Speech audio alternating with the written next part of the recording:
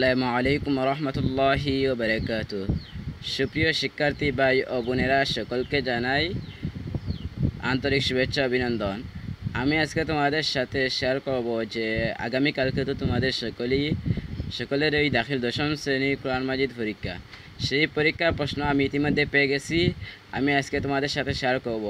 তোমরা অবশ্যই যদি সেই প্রশ্ন দেখে যাও এক নজর, তাহলে পরীক্ষায় গিয়ে হুবহু প্রশ্ন পেয়ে যাবে।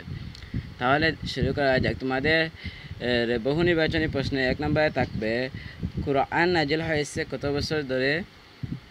আনসার হবে 23 বছর ধরে।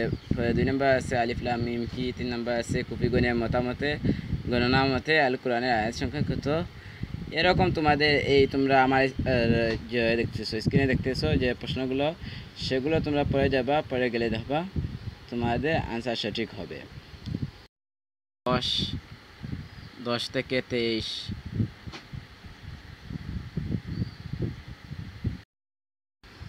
তোমাদের 40 পর্যন্ত আছে। এইগুলো যদি তোমরা পড়ে যাও তাহলে 100 তোমাদের কম।